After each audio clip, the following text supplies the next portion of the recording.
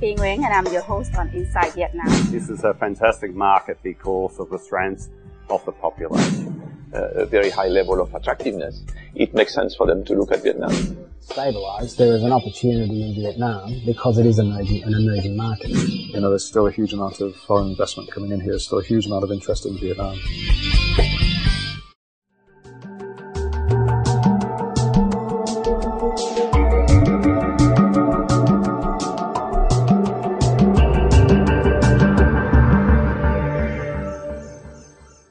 Vietnam Competitiveness Review Report 2010, Vietnam has been reported as entering the period of golden population structure, with total workforce about double the size of the non-working population.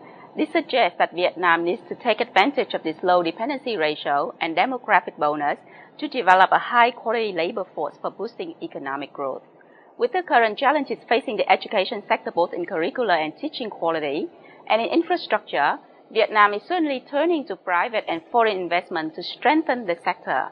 In order to give you an overview of the opportunities and challenges in this highest ranking sector in terms of attractiveness for private equity investment, let's have a discussion today with our guest speaker, Mr. Nigel Russel, Chairman of the Australian International School in Vietnam, and also partner at Allen's Arthur Robinson Law Firm in Vietnam. Thank you very much, Nigel, for being on the show with us today. Let me start the show by asking you a question on the market size of the educational sector, because I believe that I've seen reports from both TNS and Grant Thornton on education as the #1 sector for private equity investment at the moment. Yes, there's no doubt that it's a highly prospective industry sector. There's a lot of attention being paid to investment in education in Vietnam at the moment. I suppose it dates back to 2005 when the government issued, or rather the National Assembly issued the law on education, officially recognising and encouraging for the first time private investment in this sector. Since then, we've seen a lot of investment into the education sector from both domestic private investors and from foreign investors. And the reason for that is quite simply there's enormous demand for education in Vietnam. There's a very young, fast-growing population. Estimates from TNS put the population of school-aged children at somewhere around 28 million. And frankly, a lot of them are studying overseas at both the secondary level and the tertiary level. And so there are opportunities to invest in Vietnam and try and keep some of that outflow, about $1.4 billion a year in overseas tuition fees, return some of that outflow to Vietnam. Is there a figure on the growth rate of the industry since 2005 up to now? Not that I'm aware of. Hard data is, of course, hard to come by. But anecdotally, there's obviously fast-growing disposable income in Vietnam, and very clearly the Vietnamese place a very high importance on education. That's probably one of the top concerns for Vietnamese families, education for their kids. I would say so. Previous generations, of course, had it pretty tough in Vietnam. They went through periods of war and severe economic difficulties, and they see providing a good quality education for their children as a way to improve their lives and create more opportunities for them. But which areas in education at the moment are very, very attractive to foreign investment? Is it preschool, secondary, primary, higher education? Well, there was quite a bit of foreign investment into the English language training sector for a long time, really, before 2005. There were foreign investments into kindergarten, primary and secondary, and also into tertiary. But it's really only the kindergarten, primary and secondary sectors that have taken off in the last 5 years, I'd say. We've seen a proliferation of international schools in Vietnam, but very, very little foreign investment into the tertiary sector. There remains really only one significant foreign investment in that sector, and that's the RMIT University from Australia. Why is that? Why is that? There are probably a number of reasons. Principal among them, I think, is the fact that it's so difficult to identify and secure suitable land for such a large project. Because first and foremost, a large education project is a property project. You need a large piece of land in a good location, and that's very hard to find in Hanoi and Ho Chi Minh City, which are the main centres for investment.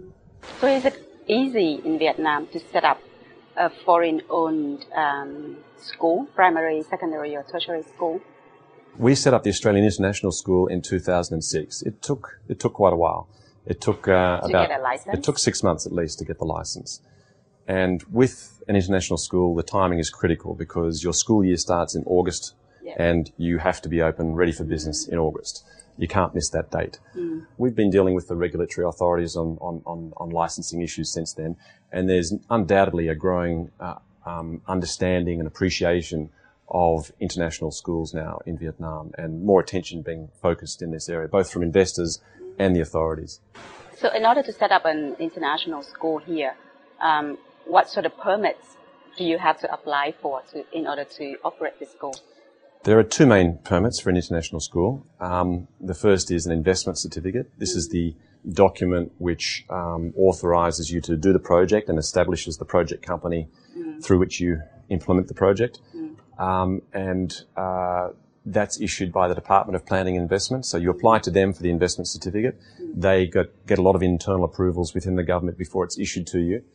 And then you can proceed, but you can't open for business until you get an operational permit from the Ministry of Education and Training.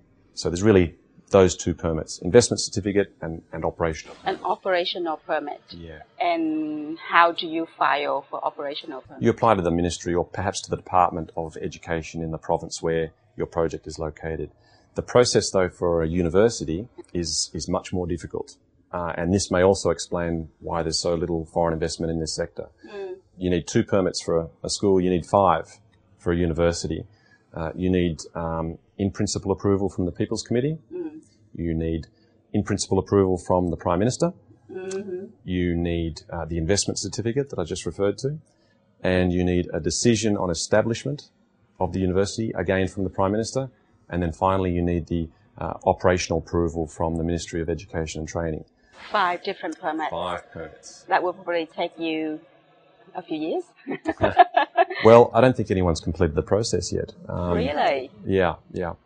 So it's not easy for a foreign investor to come in here, look at the laws, find a piece of land and get started as quickly as they might like. There's tremendous opportunity here, but there's also a lot of challenges along the way. With the operational permit, though, I understand that you have to go through an evaluation process?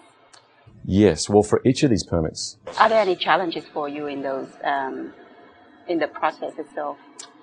Well, it's time consuming, and you're dealing with authorities who may need to be educated in relation to exactly what it is that you're doing. Yeah. They've got prescribed criteria that you need to satisfy for them in relation to the programs that you're teaching, the teachers that you plan to hire, the facilities that you're building. So it's a bit of a check-the-box exercise in that respect. But at the end of the day, they retain a discretion at every step of the process as to whether or not they'll approve the project. Are there any of the terms and conditions in the evaluation process that you think are not, should not be there or are not? Okay. I would say that as a general comment, the whole application process has too many steps in it. I mean, 5 approvals for a university is probably more than necessary. And secondly, it's a very, very prescriptive process.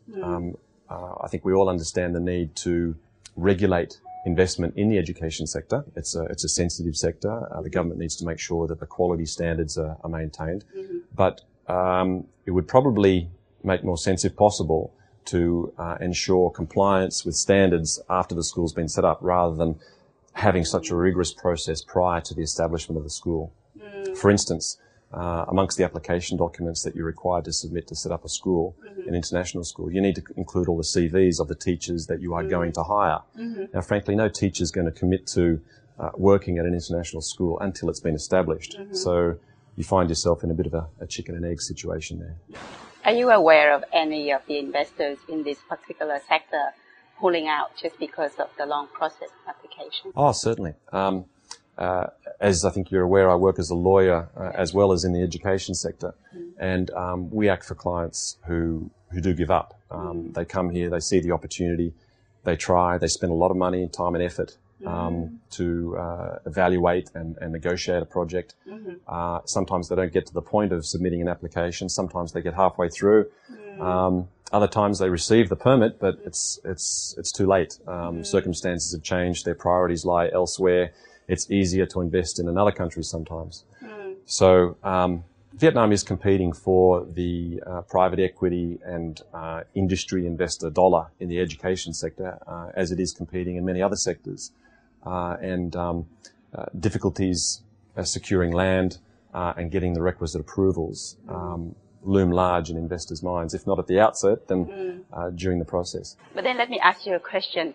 I've seen a lot of ads on newspapers about international schools, catering to the, of course, middle-class people and upper-class people of Vietnam. What is an international school actually in Vietnamese definition? Well, that's a very good question. I don't think there is an official definition. And it's probably on the authorities' to-do list because the industry is in need of some standardization and regulation here, I think. So tell me, what is the structure of the education sector at the moment in terms of ownership? Well, the sector, of course, remains predominantly state-owned, but they are divesting or encouraging greater domestic and foreign investment into the education sector. In particular, I think into the tertiary sector, where they hope to see 40% private ownership of the sector by 2020, according to the master plan. So there's a fair degree of encouragement of domestic and some degree of encouragement of foreign investment into the education sector. In the foreign invested part of the market, generally investors need to establish a joint venture. This is not a stated rule or requirement, but the practical reality is that in order to acquire the land necessary for a large... Just hold on there. So the law says that you can establish a 100% foreign-owned school in Vietnam. But in reality, you're not doing that because of some challenges that you face in Vietnam. Correct. In practice, you'll find that most of the international schools, if not all of them still, are joint ventures. There may be some moves happening around now or soon for some of those schools to convert to 100% foreign ownership, but I don't think it's happened yet. It's a matter of time, I suppose. But in the tertiary sector... Is there a cap on foreign ownership of the JVs, though? No. No, not at all. No. So some may be moving from their current 70-30 to 90-10, for instance, over time, and perhaps eventually they'll become fully foreign owned. But the reason why a lot of these projects are set up, or perhaps all of these projects have been set up as joint ventures, is because the authorities have encouraged, perhaps implicitly required these projects to have a competent local partner with whom the authorities can deal. And also the practical reality is that quite often a local partner is necessary in order to bring the land into the project. As I mentioned, you need a large area of land, and that land is expensive if it's well located, and sometimes it's too much for a project to bear to be able to buy or lease in Vietnam the land. So it needs to be acquired by a Vietnamese party and contributed to a joint venture. Is it easier then for you to get a license if it's a joint venture with a local partner? Well, it may be impossible. It may not be possible to get a license as 100%. I don't know any school, international school that's been established as 100% foreign owned. Although some of the joint ventures that have been established may in due course, as I say, convert into 100% foreign ownership.